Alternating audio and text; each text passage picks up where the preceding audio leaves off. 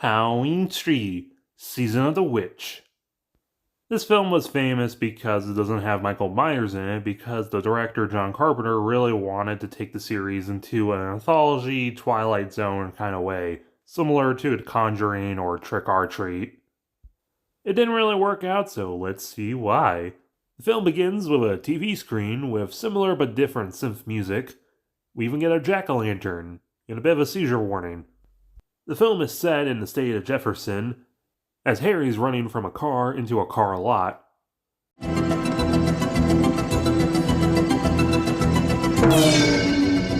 That man's a tuning fork.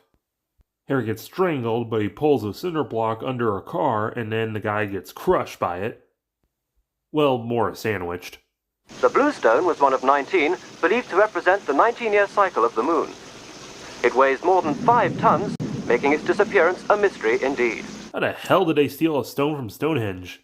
The guy watching is an actor named Essex Smith playing Walter Jones. 8 more days to Halloween, Halloween, Halloween. 8 more days to Halloween, Silver Shamrock. Get used to that commercial, because it's going to play a lot. Harry jumps Essex, and he's holding a mask before he passes out, saying they're coming. Then we meet Tom Atkins playing Dr. Dan Callis. He's stopping by to see the kids and the ex-wife, played by Annie from the first film, and he got them Halloween mask. But they suck because they're not these cool, hip, silver shamrock masks. 8 more days to Halloween. Turn that down. Halloween. 8 more days to Halloween. But Dan doesn't even have time to sit down because he gets called into work. We're going to have to look over Harry. Unless there's going to be trouble. There's not going to be any trouble in it. Harry's alerted by the commercial, and he starts screaming that they're coming. But Dan and Nurse Agnes calm him down. I think I should have married you, Agnes. Watch it, Buster. I play for keeps, you know. I'm serious. Dan heads to his bed, aka his office, as not Michael Myers shows up, and he takes out Harry by stretching his face. Agnes walks in on it, and even walking, the killer escapes. But then he douses himself in fluid and blows himself up. There's working from home, and then there's work is your home. And they start to actually realize that Harry was holding a silver shamrock mask. The next day, Ellie comes in to identify Harry's body. Did you know her actress was almost in Blade Runner? Dan hits up the associate coroner Teddy, and I guess nothing really happens because Dan's at the bar drinking, watching the trailer to Halloween. What the... Come on. After a whole week, now Ellie wants to talk about her dad, heading to his toy store, which, yes, apparently, the Silver Shamrock mask apparently only have Skull, Pumpkin, and Witch. Like the McDonald's Happy Meal pails, except for Ghost instead of Skull. Our first clue is to check the manufacturer, but first, damn ex-wife, damn 2 kids, damn day I was born.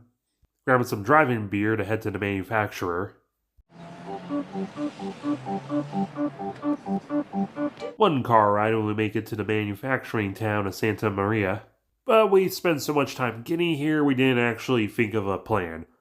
So they check into the motel under fake names, checking the check-in papers, and yes, Harry was here. Then Dan is nearly hit by the rust bucket. Watch your driving, honey. You could have killed that man. I didn't hurt him. Well, this is actually the sitcom family, The Comfort, and Marge, the disgruntled employee, who also nearly hits Dan. Well, we now have a lead, but we got plenty of time to kill. Plenty. It's 6 o'clock. Curfew. Thanks, Jamie Lee Curtis. Also, 6 p.m., that's really early. And despite the curfew, I guess the liquor store is okay. Dan takes the back route and bumps into a bum named Starker. For the low price of some booze, he starts singing about how Colonel Conran is the guy who runs Silver Shamrock. He's always watching us all over the town, yet he has no real employees from the town. And then later he gets taken out by Dick Warlock ripping his head off.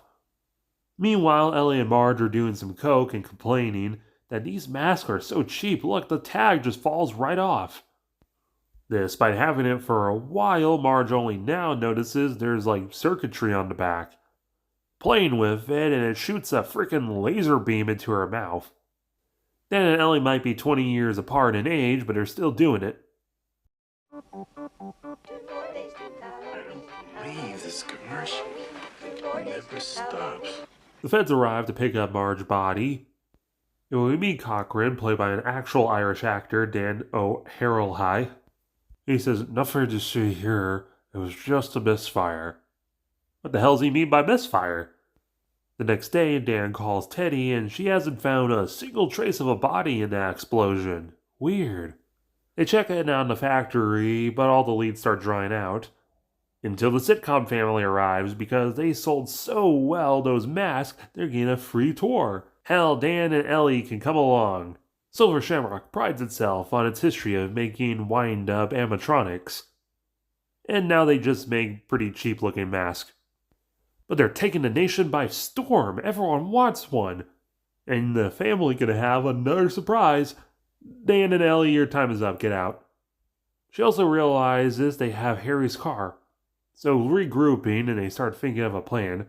Dan goes alone to try and call the police.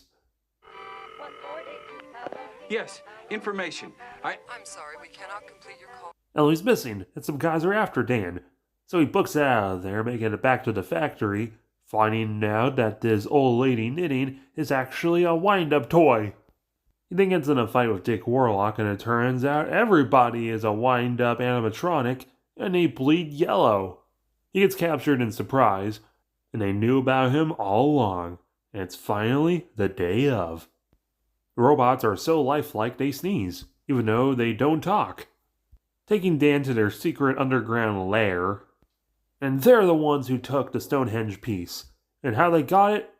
Yes. And they're chipping off a little bit of sand from it and putting it into every mask. And they have Ellie and the sitcom family are watching a new commercial. All you lucky kids with silver shamrock masks, gather round your TV set. Put on your masks and watch. They watch the Flashing Pumpkin. If the seizure doesn't get them, then the pumpkin activates the Stonehenge pieces, which turns the kids into bugs and snakes, which takes out the family. We'll give it to this film. It actually has the balls to kill a kid. And the masks are a huge hit. People are using them even in costumes that don't make sense with them.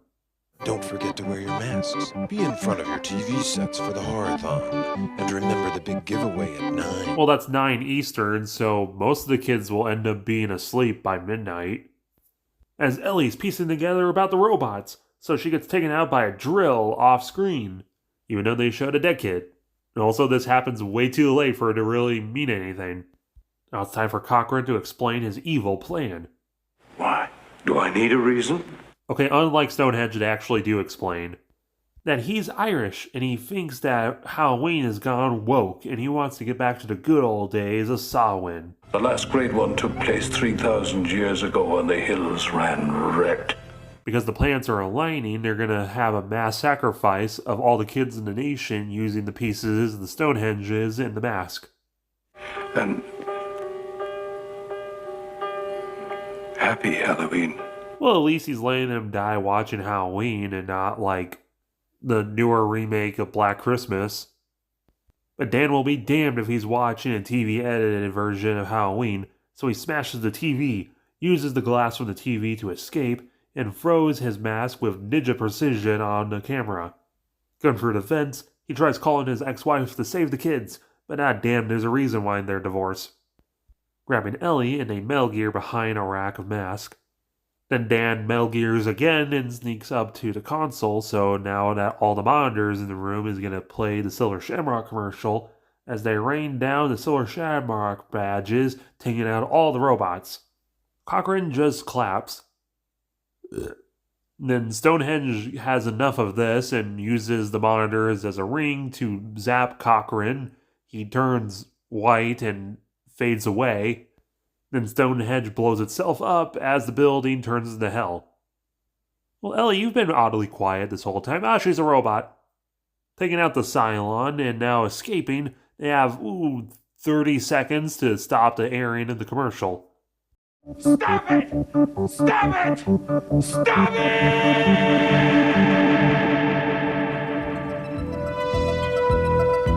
It's a little ambiguous, but originally they weren't going to have different end credit music. It was going to just keep playing the ending to the Silver Shamrock song as we hear the bugs and snakes and kids screaming. Final body count? 28. This movie's really good.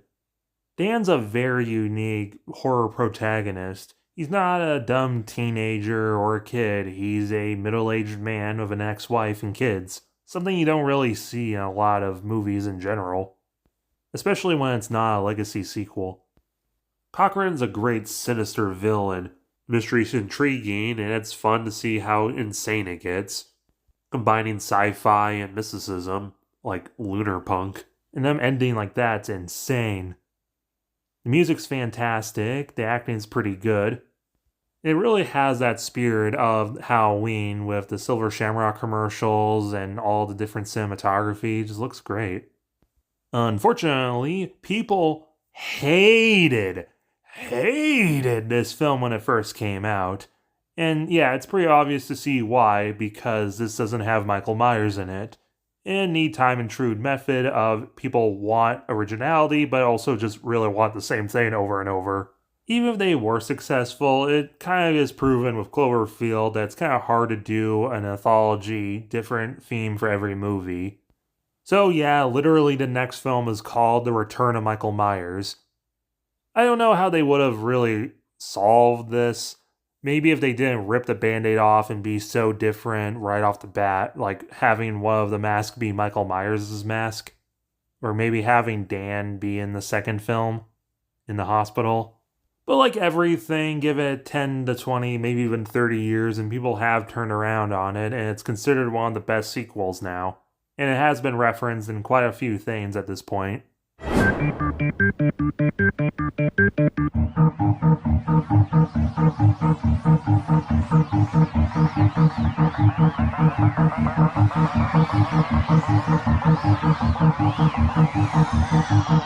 I'm glad that the film has gotten a second light, and if people actually gave it a chance, I'll highly recommend it at an 8.5 out of 10.